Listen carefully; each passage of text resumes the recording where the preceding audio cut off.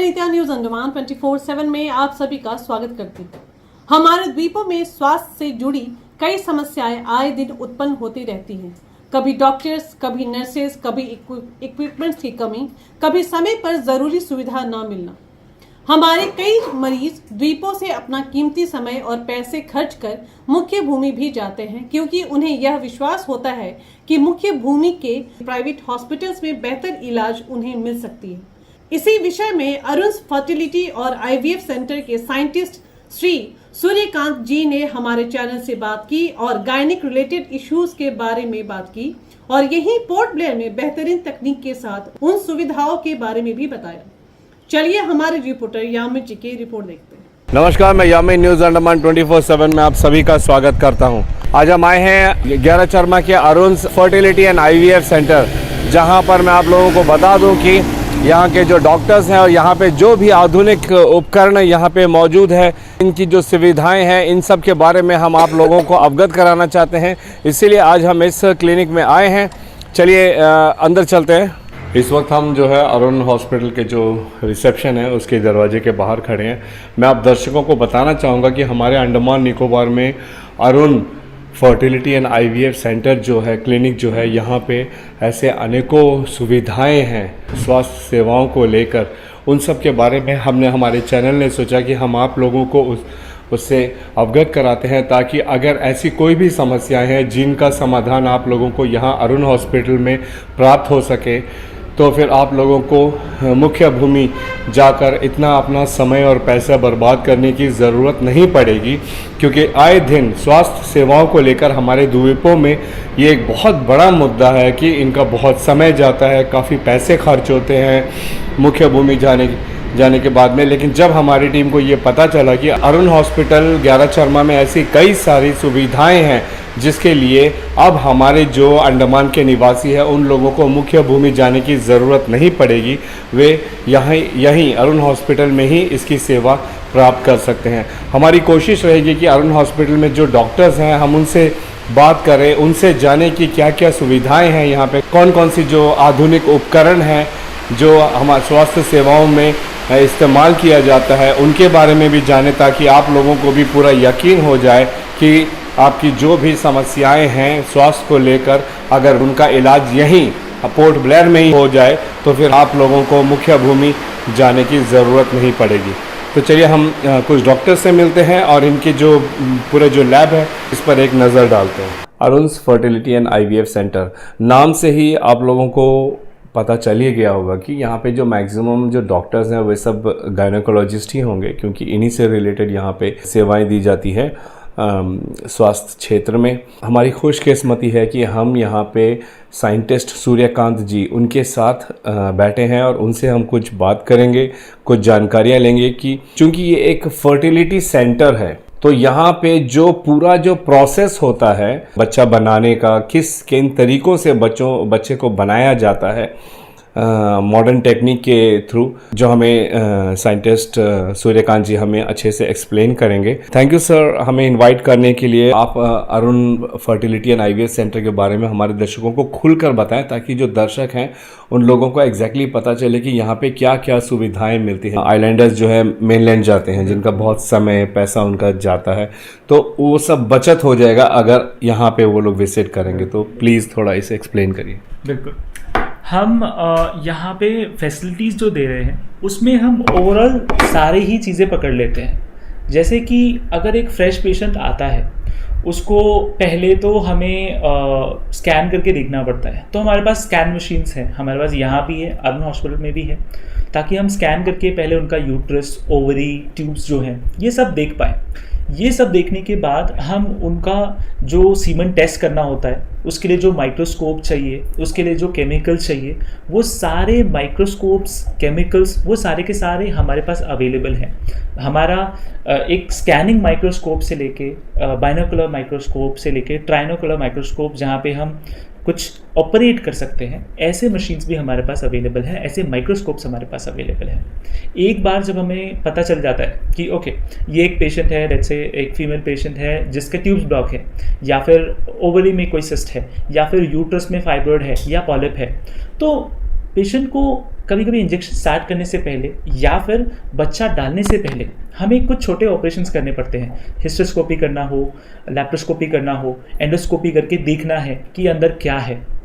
ये सारा अरुण सर और अलविंशिया मैम दोनों ये देख लेते हैं। ऊपर से हमारे पास और भी गायनेकोलॉजिस्ट हैं, जैसे डॉक्टर राजलक्ष्मी।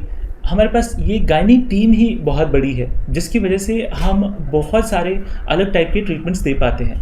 बात करूँ अगर मैं IVF सेंटर की, तो यहाँ पे एक बार अगर हस्बैंड और वाइफ आ जाते हैं तो आप अगर आपकी अगर कोई IVF होना है, आपको नॉर्मल IVF कराना है, एज एन आपका एक IUI कर रहे हैं, तो जहाँ पे हम सैंपल सिर्फ यूट्रस में डाल देते हैं, या फिर आपको अपने ही बेबीज़ चाहिए और आपको 1-2 अंडे हो रहे हैं, 1-2 स्पर्म्स हैं, उस केस में हम आपके एग फ्रीज़ करके मल्टीपल टाइम फ्रीज़ करके एक बार एक्सी भी कर सकते हैं। इसको बोलते हैं गैमेट विट्रिफिकेशन।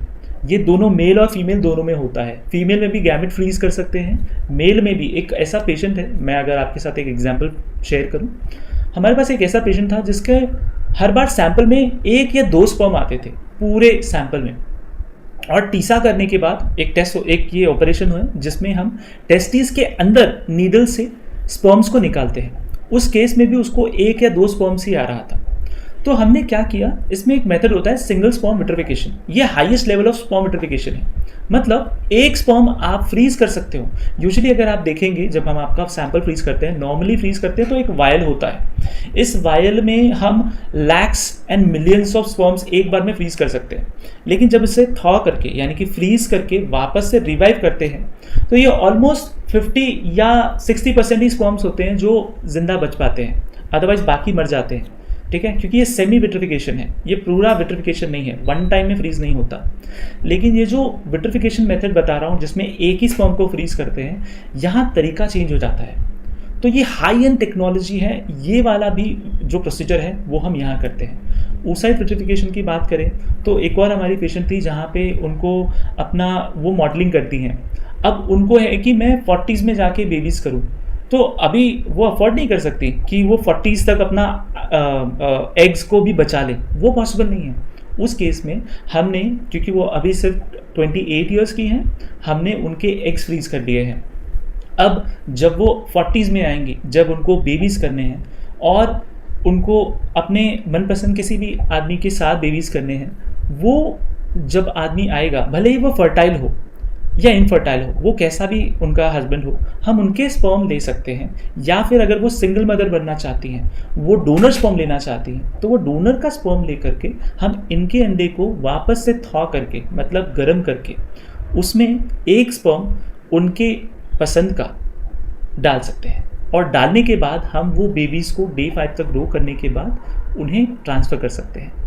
ये प्रोसीजर हम कर लेते हैं। तो आप देख रहे हैं, हम एजिंग को स्टॉप करके हम अल्ट्रा स्लो लेवल पर जा करके आप जब चाहिए तब हम फर्टिलिटी दे सकते हैं। तो ये सारी टेक्निक्स जो कि मेनलैंड पे भी अवेलेबल हैं, हम एक आइलैंड पे प्रोवाइड करा रहे हैं। और आपको भी पता है, अंडमान एंड निकोबार एक बहुत ही अच्छा आइलैंड है। अगर आप घूमना चाहते हैं तो हम यहाँ पे एक हेल्थ टूरिज्म भी प्रमोट करते हैं, जहाँ पे ऐसे पेशेंट जिनको घूमने जाना है और उनके पास टाइम नहीं है, तो वो घूमने के लिए अंडमान निकोबार आइलैंड से आ सकते हैं। हम उन्हें घुमा भी देंगे और साथ ही साथ उनका IVF या IUI जो भी ट्रीटमेंट उन्हें कराना है वो भी करा सकते हैं। वो भी हम ये सिर्फ 2 महीने में उनको करा के उनको वापस भेज सकते हैं।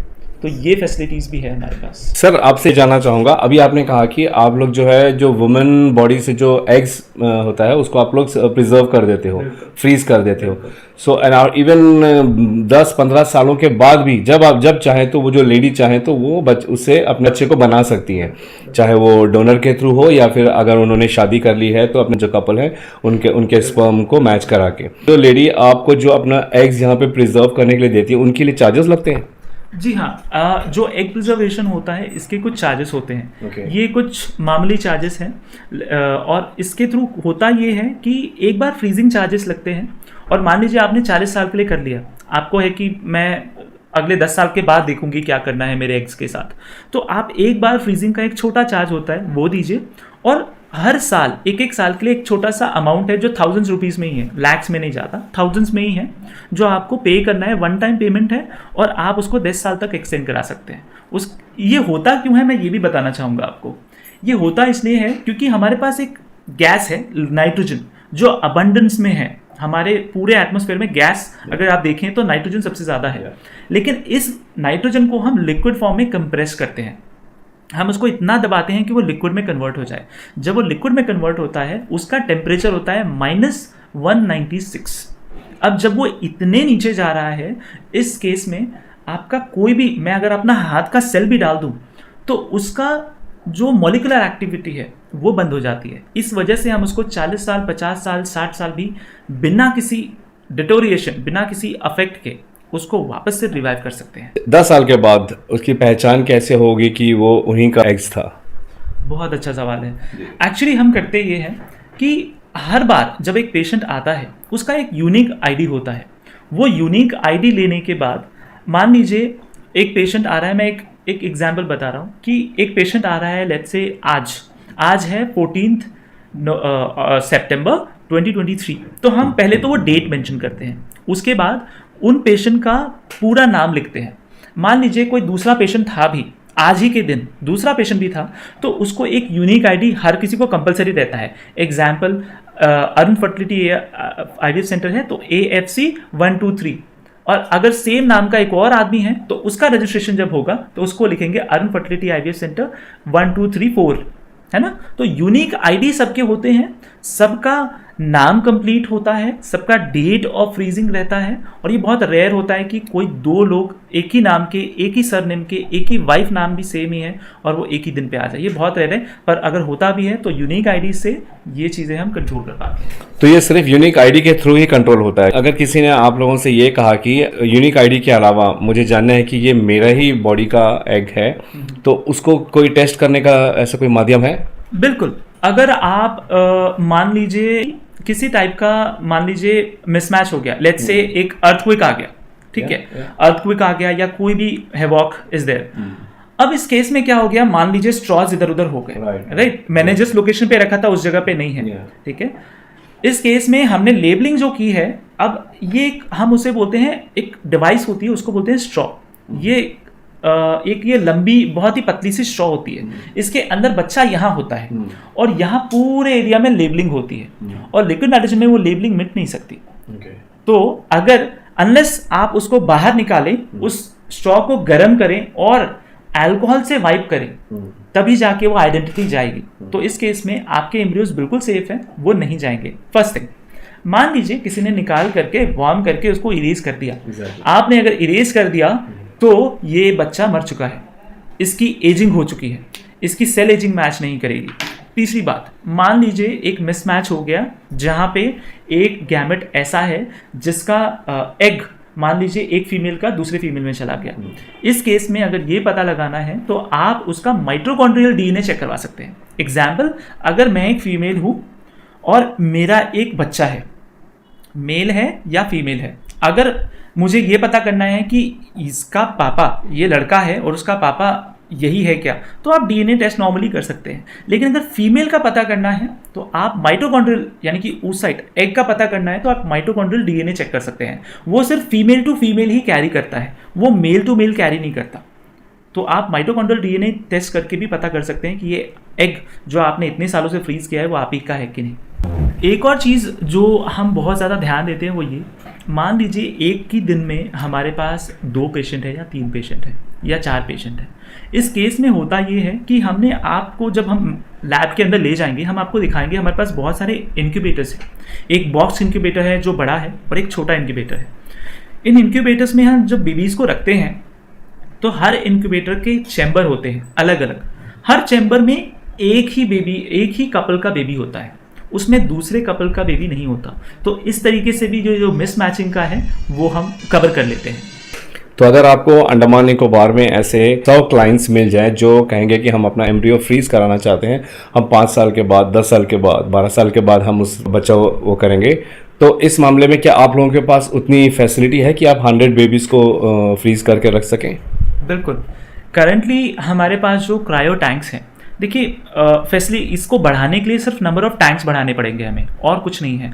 तो करंटली जो हमारे पास लिक्विड नाइट्रोजन का टैंक है जिसमें हम बेबीज को स्टोर करके रखते हैं, उसमें अप्रॉक्सीमेटली 5000 एक बार में 5000 कपल्स को रख सकते हैं, कपल के बेबीज को, स्ट्रॉज को।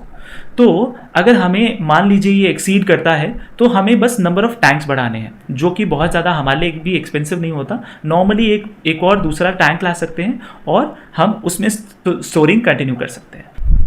Thank you so much sir, क्योंकि जो सवाल मैं पूछना चाह रहा था, ये जो सवाल है ये लोगों के मन में ज़रूर आता, और आपने उनको 3 अलग तरीके से आपने उनको बताया कि किस तरीके से उनकी पहचान हो सकती है।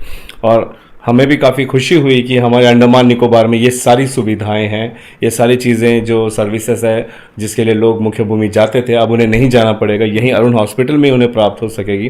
तो मैं आपसे गुजारिश करूंगा कि आप थोड़ा हमें आपके जो सेंटर है यहाँ पे जो फैसिलिटीज़ हैं, उन मशीन्स के साथ में, उन उपकरणों के साथ में थोड़ा हमें एक्सप्लेन करें प्लीज़। इस ट्रीटमेंट के दौरान आपको जो कई सारे इंजेक्शंस लगते हैं, इसमें हमने सुना है, तो कितने इंजेक्शंस आपको लेने पड़े? 16 इंजेक्शन लगा मेरे को। 7 हम लोग बना था, उसमें से 4 यूजफुल था। Okay. तो 2 हम लोग इनपुट कर रहा है सब लोगों से, और 2 फ्रीजिंग करके रखा है। तो वही प्रोसेस में है। सॉरी, वो प्रोसेस कंप्लीट होके अभी हम लोग का 16 + 17 वीक चल रहा है। यहाँ का पेमेंट का बारे में थोड़ा आप बताइए। पेमेंट बोलने से तो एक्चुअली मुझे बहुत ही खुशी मिल रहा है यहाँ में आके कि पेमेंट भी यहाँ में मुझे एक साथ भी नहीं करना पड़ा। इंस्टॉलमेंट में हम कर सकते पेमेंट, मतलब वो हम लोग मतलब मीडियम क्लास लोगों के लिए सबसे बढ़िया फैसिलिटीज मिला है यहाँ में।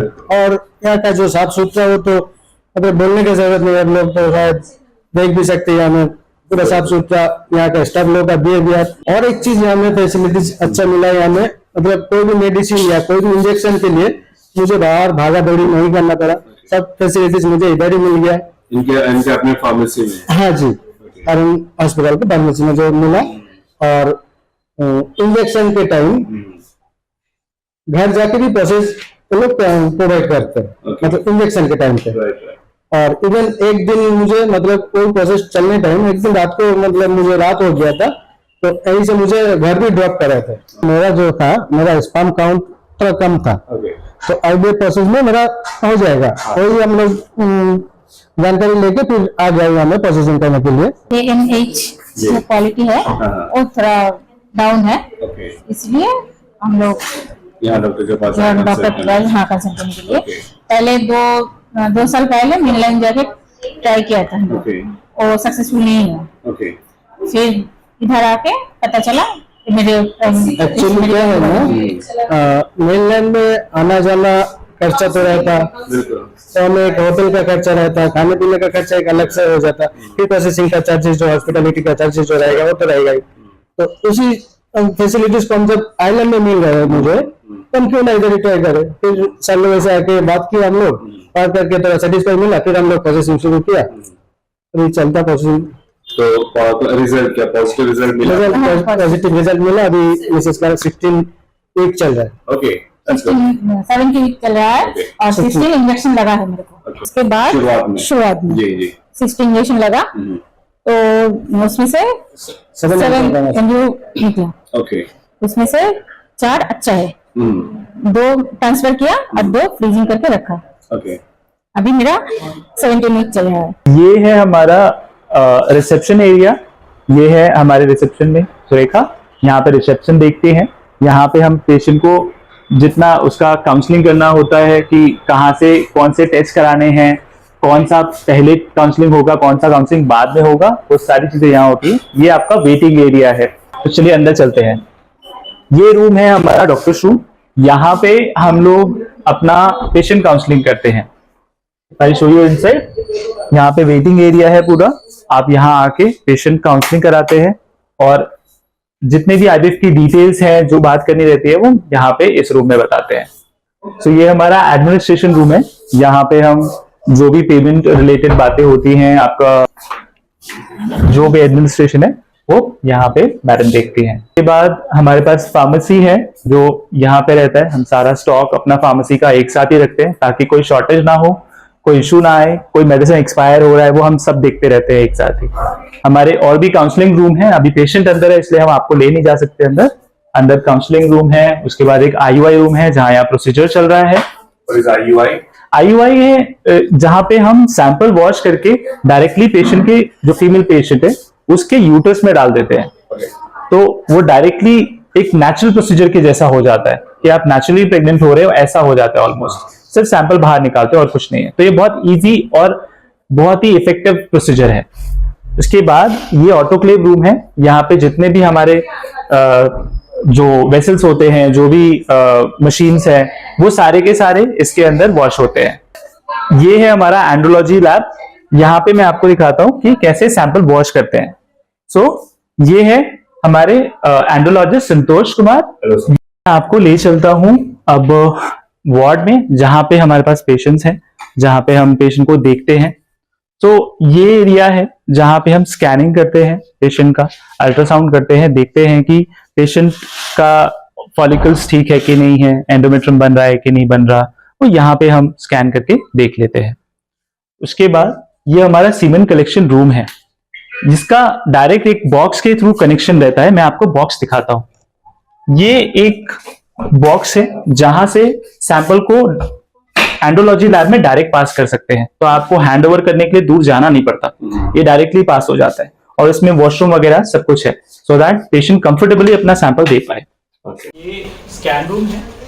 यहाँ पे डॉक्टर लिंशिया है जो एक पेशेंट को देख रहे हैं। हाय डॉक्टर लिंशिया, मैम स्कैन कर रहे हैं। तो यहाँ पे इस एरिया में हम स्कैन करते हैं और पेशेंट्स का जितना एब्नॉर्मल स्कैनिंग होता है या TBS है वो यहीं पे करते हैं।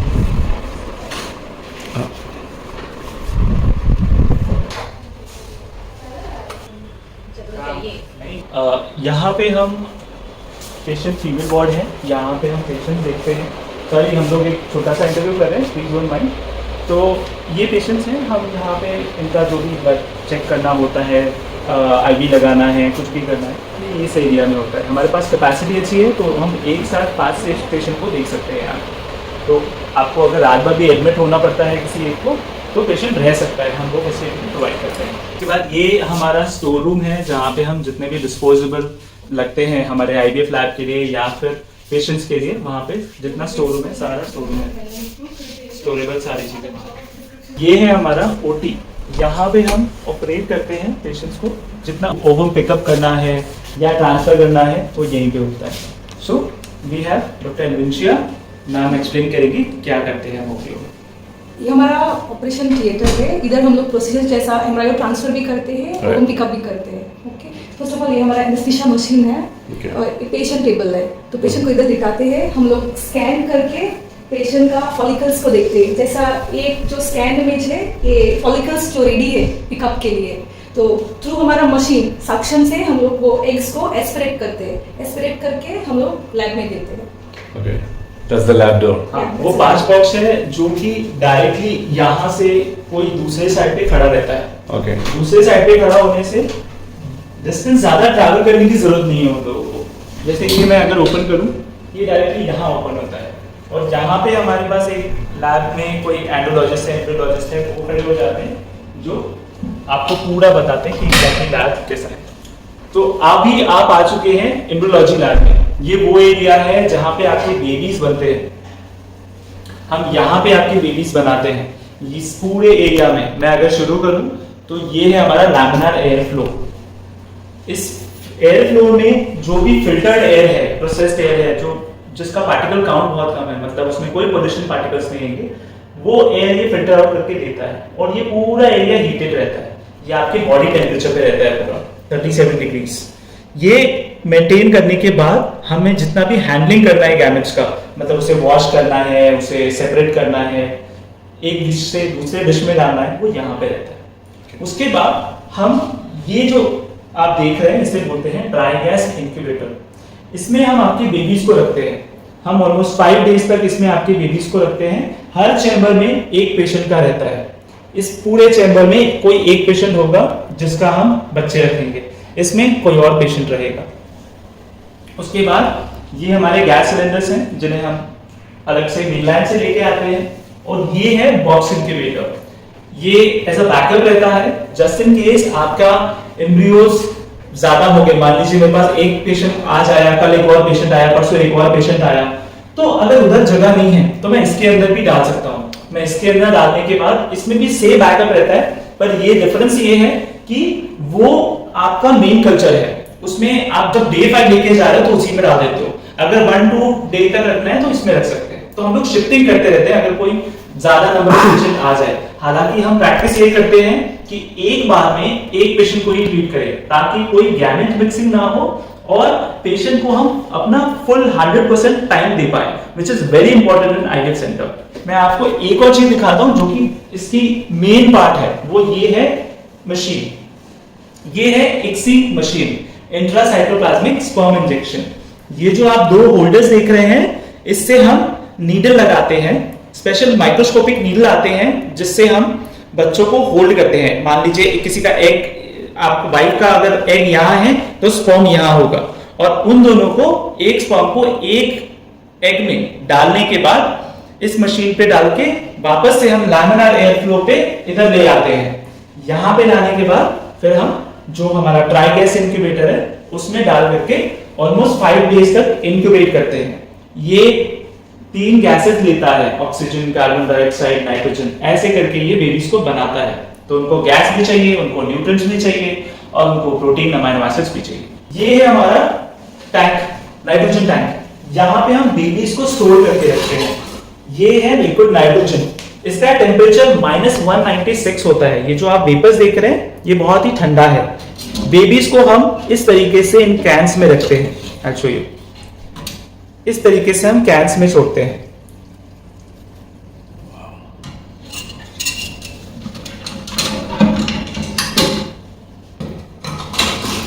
इन कैंस को हर 1 दिन या हर 2 दिन के बाद रिफिल करते रहना पड़ता है, क्योंकि अगर ये लिक्विड नाइट्रोजन इसके अंदर नहीं रहेगा तो सेल एजिंग हो सकती है। सेल एजिंग होने से आपके एम्ब्रियो जो है वो एक टाइम के बाद डेड होना स्टार्ट हो जाएंगे, इसलिए रिफिल करते रहना बहुत जरूरी है इनको। इसके बाद हम चलते हैं नेक्स्ट एरिया में।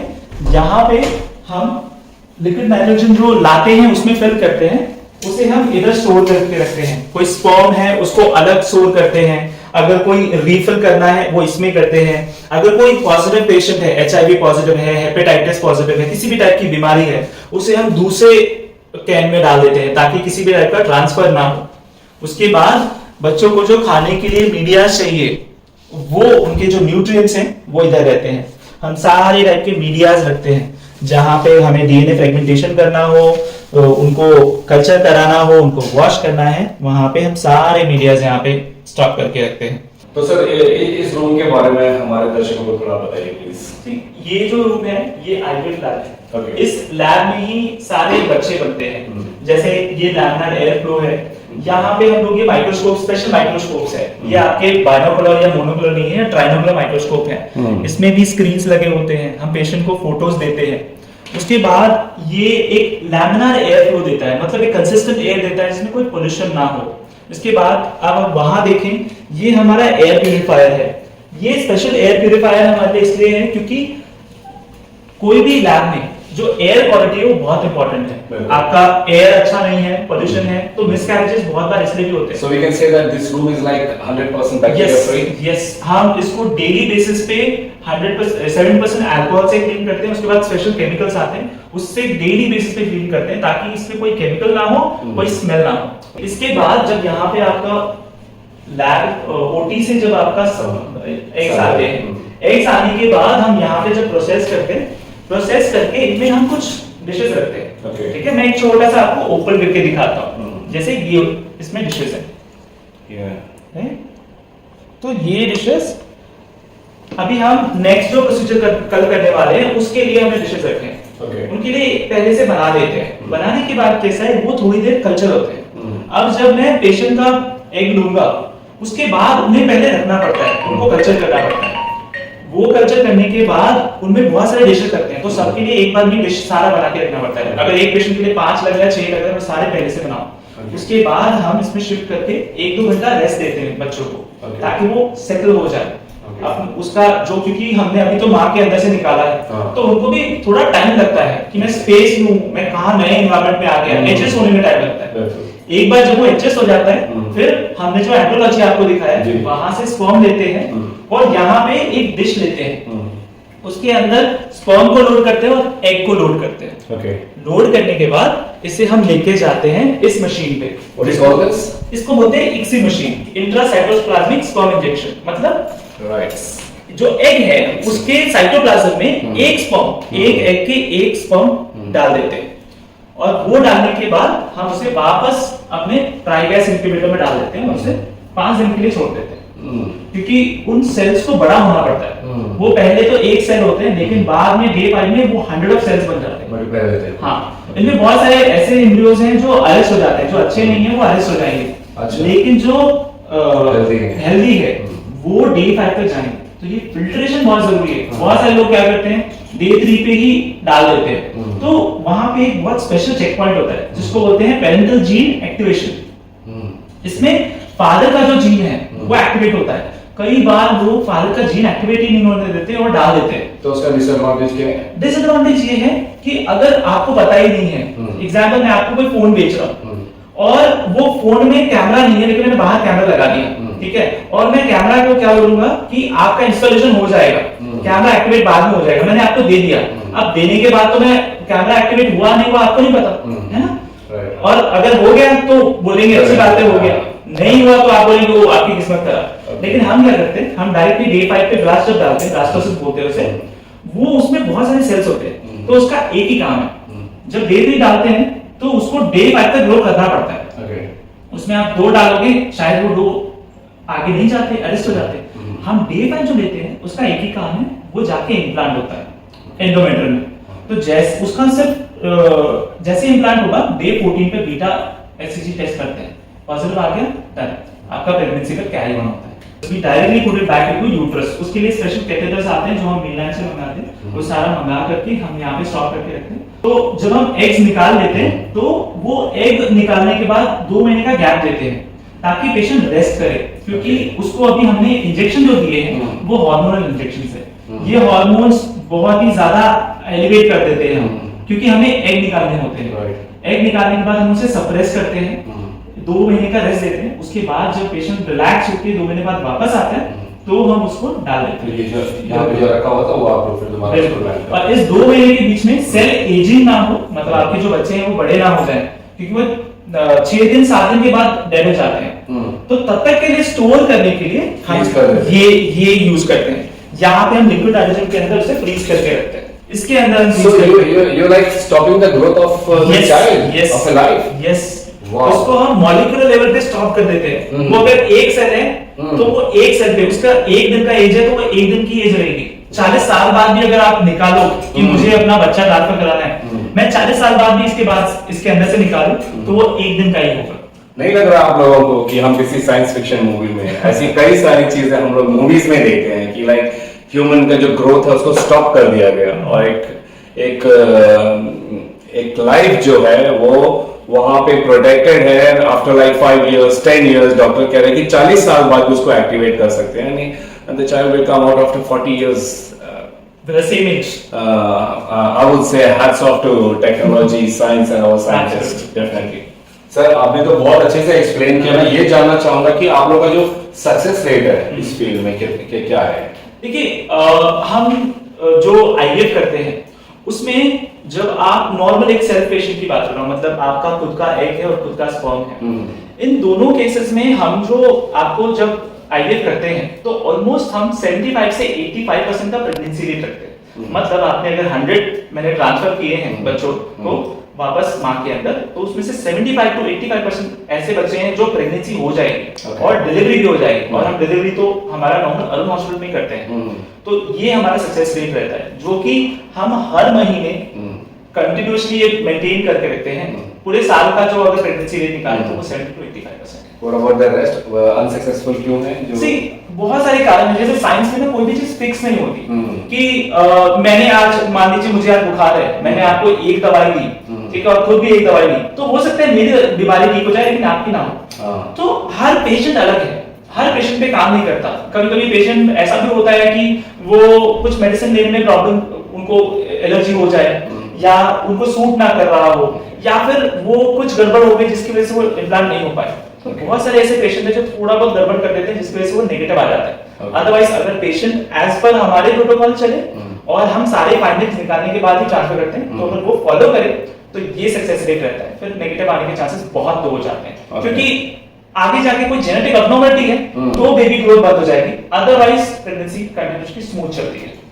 तो जिस तरीके से आपने इस पूरे कार्यक्रम को आज देखा, तो हमारी भी कोशिश ये थी कि Arun fertility and IVF centre जिस प्रकार की सुविधाएं यहाँ पे दे रही है उसे आप सब लोग जान सके, क्योंकि अगर इन परेशानियों से रिलेटेड आपकी कोई भी तकलीफ है तो आप यहाँ पे आके यहाँ के डॉक्टर से कंसल्ट करके अपनी उन परेशानी है उससे निजात पा सकते हैं।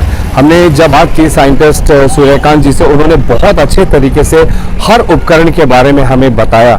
वे खुद चाह रहे थे कि अंडमान के निवासी है जो इतना पैसा खर्चा करके बाहर जाते हैं, उन लोगों को इन परेशानियों से छुटकारा मिले और वही ट्रीटमेंट जब यहाँ पे मुहैया कराई जा रही है तो उन्हें कहीं और जाने की ज़रूरत नहीं। हमें भी पूरी उम्मीद है जब आप हमारे इस कार्यक्रम को देखेंगे और इसमें से अगर ऐसी कोई भी समस्या है जिससे आप लोग जूझ रहे हैं या आपके जानकार लोग जूझ रहे हैं, तो आप लोग उन तक ये जानकारी ज़रूर पहुँचाएंगे कि उन्हें स्वास्थ्य से जुड़ी इन परेशानियों को लेकर मुख्य भूमि जाने की कोई ज़रूरत नहीं है। ये सुविधाएं अब यहाँ हमारे द्वीपों में ही उपलब्ध हैं। हम एक बार फिर अरुण हॉस्पिटल और खासकर साइंटिस्ट सूर्यकांत जी, हम उनका बहुत बहुत धन्यवाद करते हैं जिन्होंने अपना कीमती समय हमारे चैनल को दिया और हमारे माध्यम से उन्होंने अंडमान की जनता को यहाँ पर दी जाने वाली जो भी सुविधाएं हैं उस बारे में बहुत अच्छे से खुलकर विस्तार से बताया। कैमरा पर्सन दीपिका सोनी के साथ में यामिन, न्यूज अंडमान 24/7। नमस्कार। हम उम्मीद करते हैं कि आप लोगों को हमारे आज के एपिसोड से काफी जानकारी मिली होगी गायनिक रिलेटेड इश्यूज को लेकर, और जिस तरह साइंटिस्ट सूर्यकांत जी ने आश्वासन दी है, हमें पूरी उम्मीद है कि हमारे द्वीपवासियों को यहीं पोर्ट ब्लेयर में आधुनिक उपकरणों और अनुभवी डॉक्टरों की उपस्थिति से उनके समय और पैसे दोनों में बचत होगी। अगर आपको हमारा यह एपिसोड सूचनात्मक व ज्ञानवर्धक लगे तो कृपया लाइक, शेयर व सब्सक्राइब जरूर करें, और जी हाँ, कमेंट सेक्शन में अपनी राय देना ना भूलें।